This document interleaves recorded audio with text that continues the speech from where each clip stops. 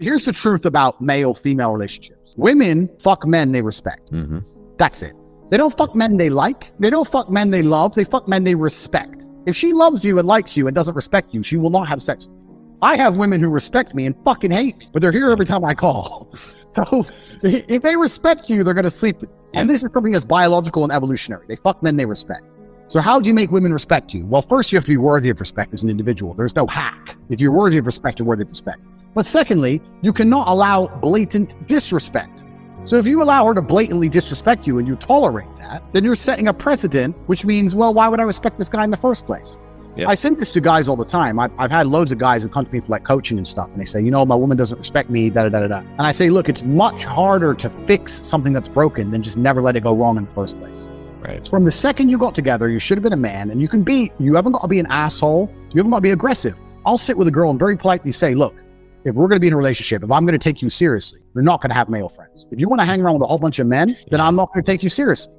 What do you mean you won't take me seriously? I mean, we can fuck, but I'm never going to look at you as serious material.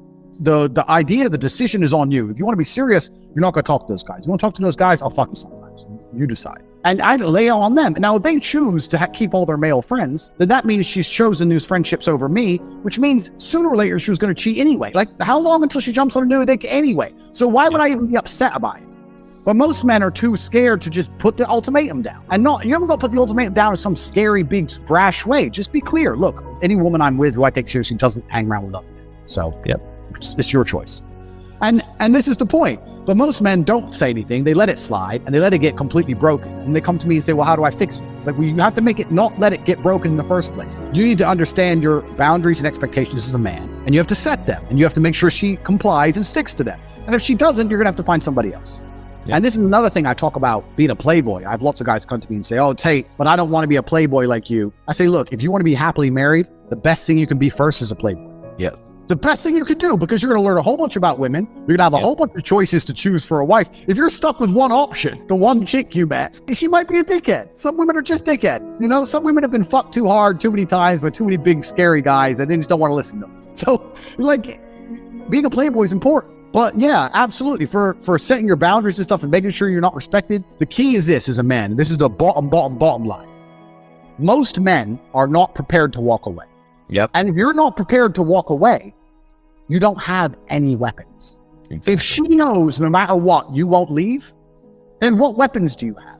Anything you say, shouting, screaming, yelling, going out away for a few days, whatever. She knows you're going to come back. You have no weapons. The second, imagine a girl came to you and she said, no matter what you do, no matter how many times you cheat, no matter what, I will never leave. Right. Think of all the shit you do.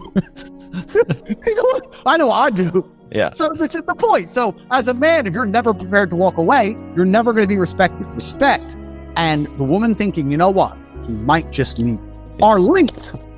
They have to be there. So you have to mean what you say. You have to let her know, look, there's some things I won't tolerate. And if you fuck with me, I'm going to walk away. And if you walk away and she doesn't chase you, then she's gone. At least you saved yourself a fucking nasty divorce and getting cheated on and all that shit. Just end it then and there and save yourself a bunch of time.